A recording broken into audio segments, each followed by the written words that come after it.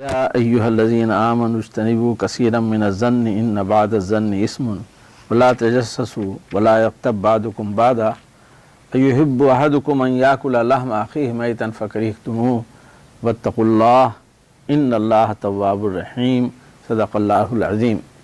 Its translation given by Maulana Yusuf Ali is, O you who believe, avoid suspicion as much as possible.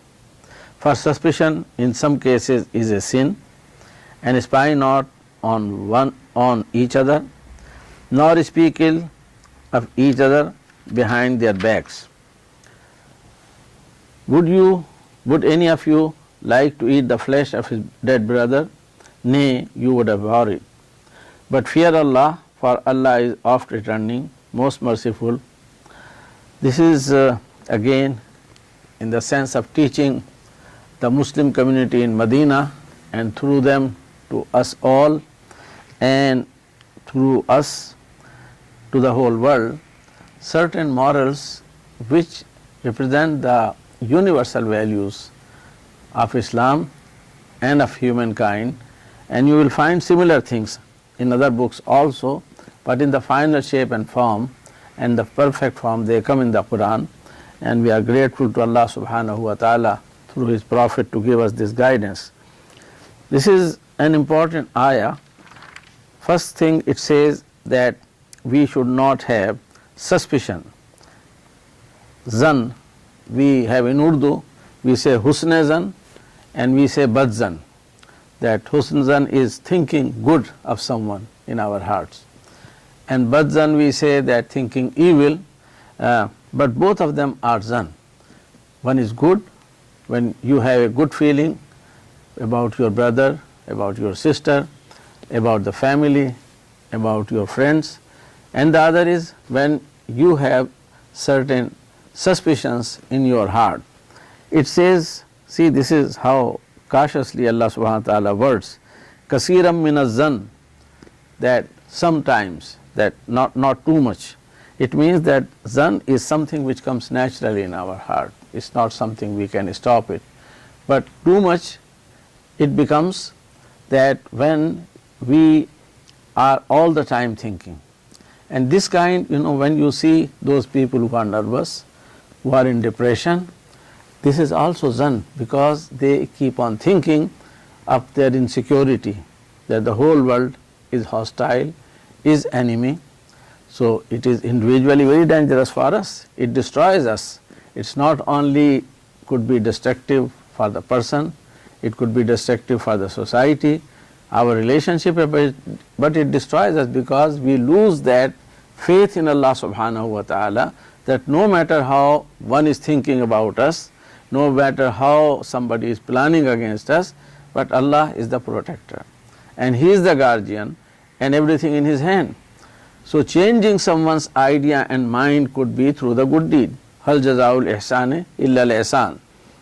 The return of a good deed is a good deed, or even with Allah we can't say a better deed we do, but with human beings we can say a better deed. And wala tastavil hasanatu wala sayya itfa billati hi hasan, they are not equal. Good and bad are not equal. And if there is an evil, you can return it with goodness, then what happens? Your enemy becomes your friend. And the lightness you feel in your heart when you think good. So this is, it's saying that resist as much as possible. The second thing is that avoid suspicion, that one is thinking bad, the other is thinking that other people are thinking about you. And the third thing, which is even more important, and we are very many times guilty of it without realizing, is the ghiba or the backbiting. That saying something about someone when he is not present and it's not favorable. You can say kind thing, good thing, that's not a ghiba. But the ghiba is when you are saying something that would hurt the person. And why it is bad? Because he is not there to defend and to explain. As we have said earlier, that sometimes people come and fasiqum binabain. We said I think it was the 4th ayah, that when a fasiq comes with a news and we hear and we believe and react. But here we ourselves could be doing the same thing, not knowing that we are doing something bad. Sahaba Ridwanullah ta'ala alayhim ajmain asked, O Prophet, is this a ghiba, even if it is true that we are saying something about someone which is not good, and that is true? Reflection of character, he says, yes, that is ghiba. If you are saying something which is not true, it is kizb, which is worse than ghiba. And the example here is given is simply abhorrent and a very, very strong. Now we can say how bad it is, that like eating the flesh of a dead brother. Who would like, of course, and it is this example which it creates a kind of bad feeling in our heart, is given so that we know that ghiba, how bad it is. Why? Because why it is dead brother?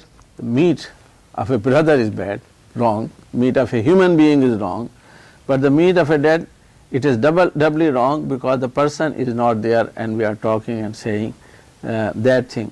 So now we see that how in this surah we are learning the social etiquette and manners, that if we are inshallah start acting upon them, and I am sure we are acting, and we start acting if we see any weakness.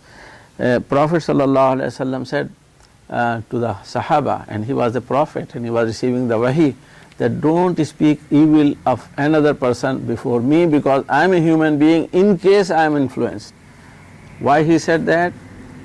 He could be corrected by the wahi, and it happened in the past, but he says that even that much chance he did not want to take, to discourage people talking evil, because that is a kind of, sometimes when it becomes norm in the society, it becomes destructive. So may Allah give us tawfiq that we think right, and thinking right is very, very important in various religions also. In Zoroastrianism, in Buddhism, in Hinduism, I know Christianity, everywhere there are those things that starts, the first thing, our tarbiyah, tazkiyah, is when we start thinking in the right manner, and then Allah subhanahu wa ta'ala guides us and puts the right ideas in our mind and in our hearts. أقول قولي هذا أستغفر الله لي ولكم صدق الله العظيم.